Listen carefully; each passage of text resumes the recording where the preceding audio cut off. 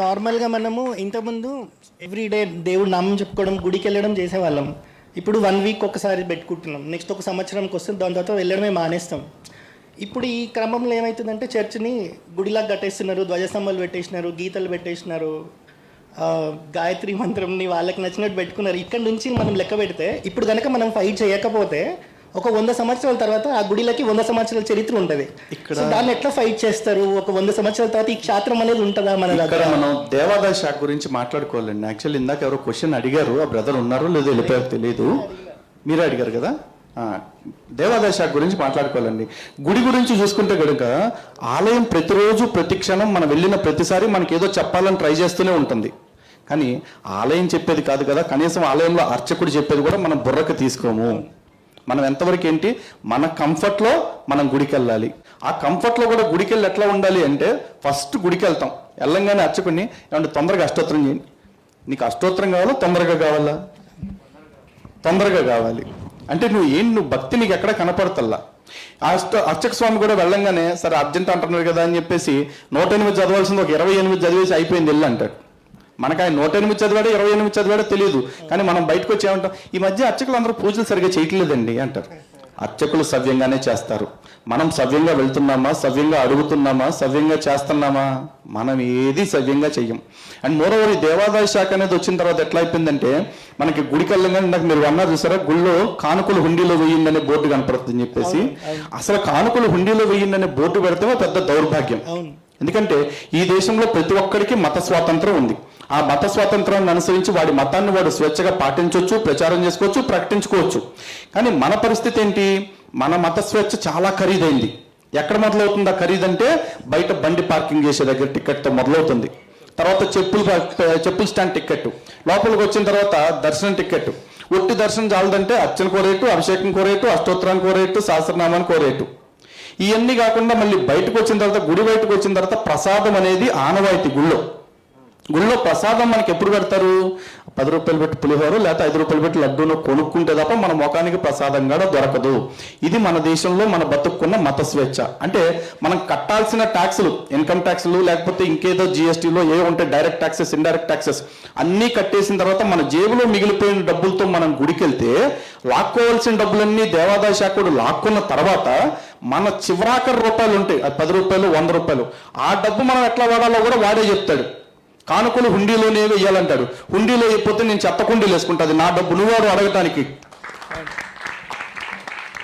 కానుకలు ప్లేట్లో వేయరాదంటాడు, ప్లేట్లో కాదు నేను తీసుకెళ్ళి ఏట్లో వేసుకుంటాను, నా డబ్బు నా ఇష్టం, నువ్వెవరు అడగటానికి. దీనికి దేవాదాయ శాఖను క్వశ్చన్ చేయడానికి ఎవరు ముందుకు రారు. మన పని ఏంటి, దేవాదాయ శాఖ కంట్రోల్లోకి వెళ్ళటం వల్ల జరిగింది ఏంటి చెప్తానండి. ఇన్ని రకాలుగా మన దగ్గర నుంచి దోపిడీ చేసిన డబ్బుల్లో నుంచి కన్సాలిడేటెడ్ ఫండ్కు పంపే ముందు 21% కామన్ గుడ్ ఫండ్, సర్వశ్రేయో నిధి అని చెప్పేసి ఈ డబ్బుల్ని ప్రభుత్వం తీసుకుంటుంది.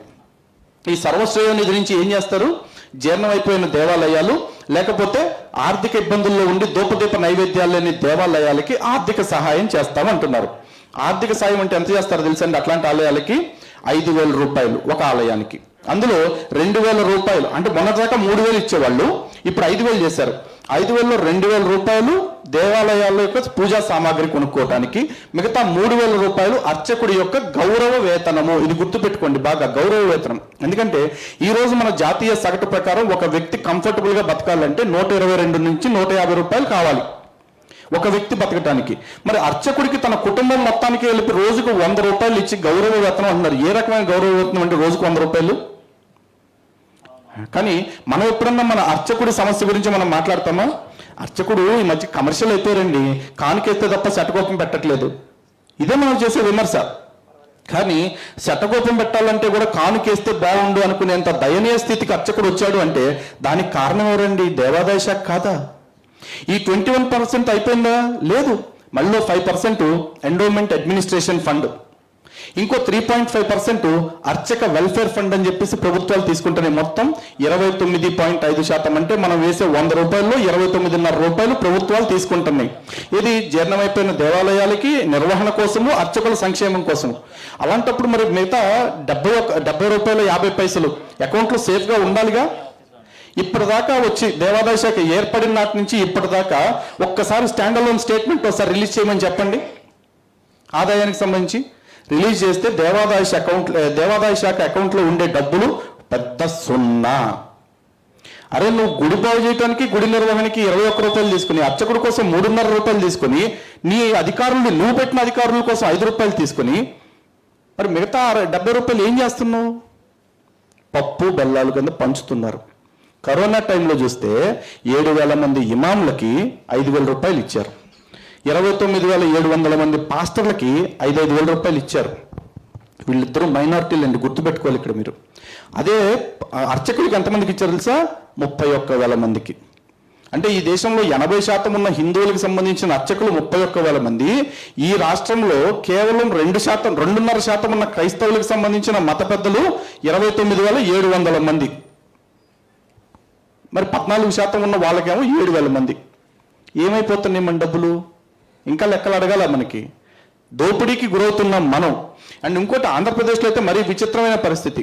ఎందుకంటే ఆంధ్రప్రదేశ్లో ఈ రోజున జగనన్న విద్యా దీవెన, జగనన్న చేయూత, వైఎస్ఆర్ వాహన మిత్ర ఇట్లాంటి పథకాలు ఉన్నాయి. ప్రతి పథకానికి కూడా అఫీషియల్గా పథకం పేరు పెట్టి జీవోల ద్వారా ఎండోమెంట్, ఈ కన్సాలిడేటెడ్ ఫండ్లో నుంచి 50 కోట్ల రూపాయలు తీసుకున్నారండి. ఎండోమెంట్ నుంచి 50 కోట్ల రూపాయలు తీసుకున్నారు. ఎండోమెంట్ డబ్బులు మీరెవరు తీసుకోవటానికి? ఇప్పుడు సార్ తీసుకున్నప్పుడు మీ అబ్బా కొడుకుల పేర్లు పెట్టకూడదు. శ్రీ వెంకటేశ్వర వాహన మిత్ర, శ్రీ సరస్వతి విద్యా దీవెన ఇవి పెట్టాలి. మరి అయ్యేందుకు పెట్టలా? మేమంటే లెక్కలేదా? మా ధర్మం అంటే లెక్కలేదా? మా దేవుళ్ళు అంటే లెక్కలేదా? ఏది కాదు, మనలో అడిగేవాళ్ళు లేడు, అంతే.